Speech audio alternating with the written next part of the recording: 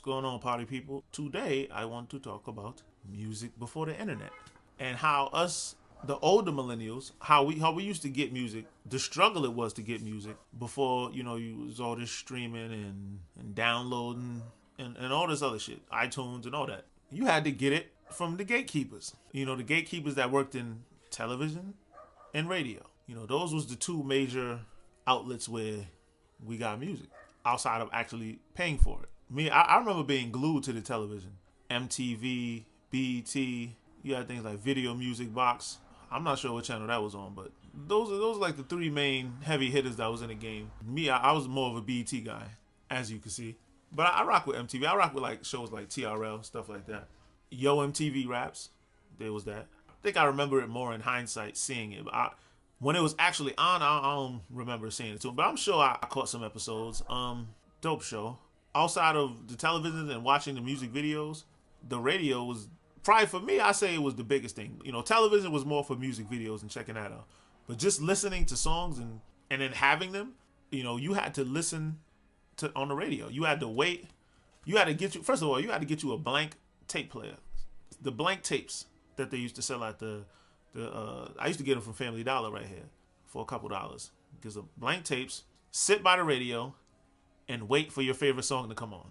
That's what I would I literally have times where I was just sitting by the radio waiting for my favorite song to come on. In the midst of that, I might catch some other songs. God forbid you get up to go to the bathroom or you go up and get a drink or your mom calls you.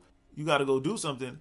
You come back and you hear your song on. You got to sprint to the thing, hit record, and you might have missed half of it. So it was times where I had like half a song on my damn tape player. And it was times I dubbed over other songs by accident. I mean, it was a real struggle out here. Shit was crazy. Very rarely did I catch the song from like front to back. It was always missing something. If it wasn't missing like the first few bars, the first chorus, half away into the first verse, it was always something like that. And but I didn't care. I mean, there was no other way to get it unless you pay for it, and I never had no money, so you gotta do what you gotta do.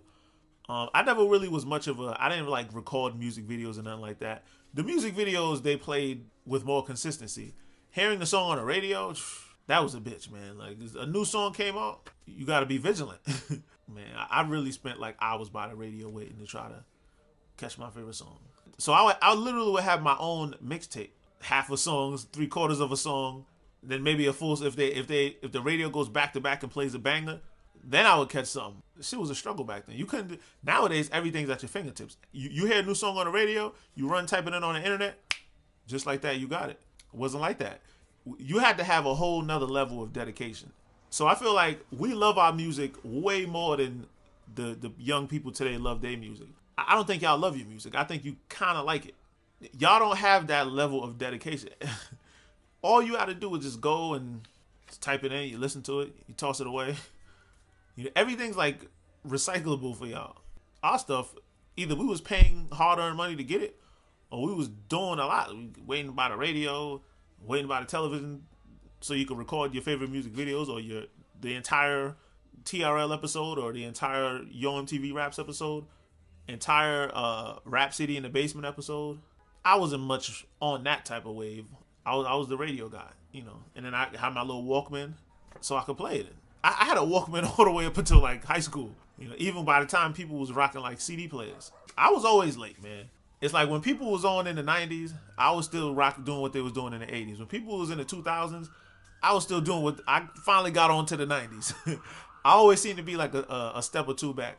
Just didn't have the bread for it, And my mom wasn't going out to buy me the new Sony Walkman that came out or the Sony CD player that came out. It just wouldn't happen.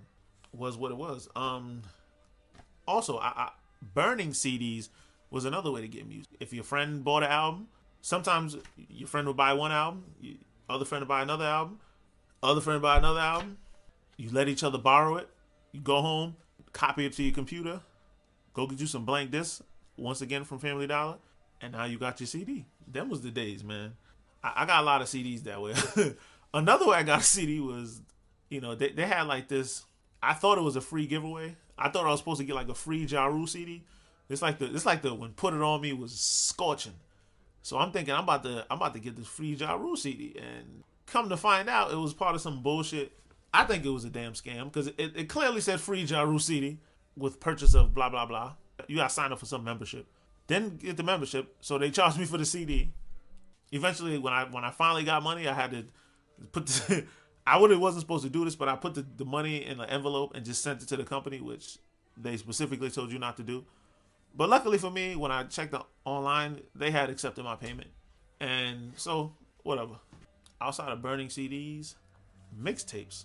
When the mixtapes was popping, an album might have been like nowadays they're like $9.99. Man, them joints used to be like $17.99, $19.99, $24.99. I remember seeing like the Biggie and Pac double album, like $25, $26.99. That shit was $27.99. That shit was fucking ridiculous. Even though I wanted them albums, there was no way in hell I was buying that shit. The little money I had, I'm not spending it all on no CD. So I'd rather take it to the flea market and give me some mixtapes. I could get like 20 mixtapes for like, I mean, not 20 mixtapes, like 4 mixtapes for like, matter of fact, I probably get like 5, 6 mixtapes for like $20 versus one one CD. And a lot of times it was just the bootleg. They didn't always have the actual track listing for the albums, because I would get albums and mixtapes. The albums, I bought the Straight Outta Cashville album, bought the Lloyd Banks album, and I think I bought another album. Those was just straight bootleg, flea market, and get like a couple mixtapes with a bunch of different random artists. Like that's just how it was back in the day. Copping up the mixtapes.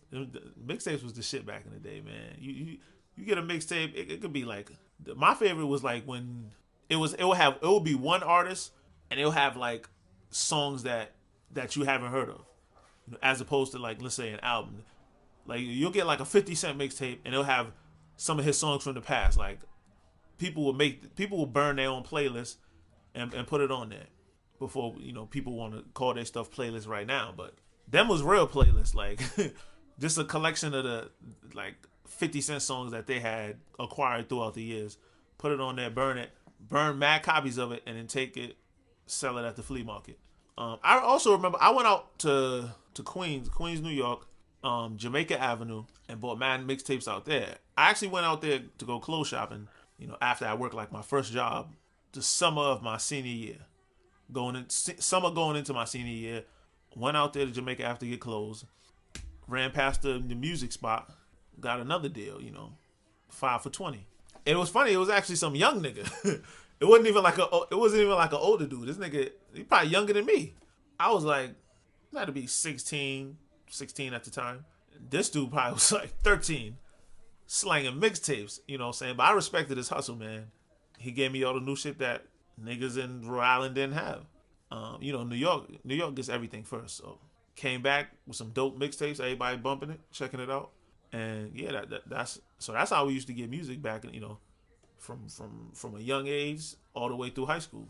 By college time, everybody was was downloading and going crazy. So I continued to buy albums all the way through college.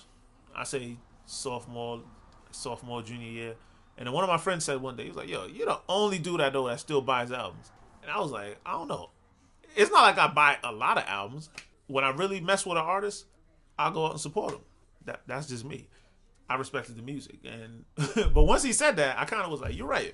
And I wanted to have a download site to where I could go and just get it for free. But dudes was shady with their download sites. Like, no one wanted to tell their friend because they was afraid that their friend would tell their friend. Then that friend would tell their friend. And next thing you know, the site gets shut down and they can't get their free stuff no more. So dudes really keep it to themselves. I'm like, how you shady over a fucking download site? Like, that's crazy. But so I just continue buying my damn albums, man. I wasn't tripping off that joint. Mostly we was listening to mixtapes back in the days, and them joints was free. I used to go right to Dat Piff, and Dat Piff held me down for a while until they burned me for $5,000. That's the music getting experience. Anyway, the difference between then and now is you just had to want it more. You had to be way more dedicated, and you really had to love the song. I wouldn't go through all that trouble for a song that I just liked.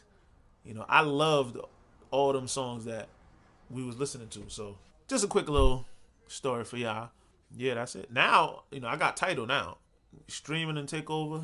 Streaming is crazy, man. $10 a month, any damn CD you want. Not all of them, but it's very rare that there's not a CD that I want, on Tidal. As an artist, I mean, I know they say it's hard to see how much an artist is streaming or what it's worth compared to somebody actually going out and purchasing a CD, but I mean, for the consumer, it's amazing, man. Like any album throughout hip hop history I want to listen to, I can just listen to it. I be looking at all my CDs now. I got like a pile of CDs in this basket. And I'm like, damn, I don't even need those anymore. I got freaking streaming now. Shit is crazy. I would have never thought it would have came to this, but it definitely saves you a lot of money. Because all the CDs that I got, are probably worth hundreds of dollars. Technology. Go figure. Anyway, just my thoughts, ladies and gentlemen. Holla.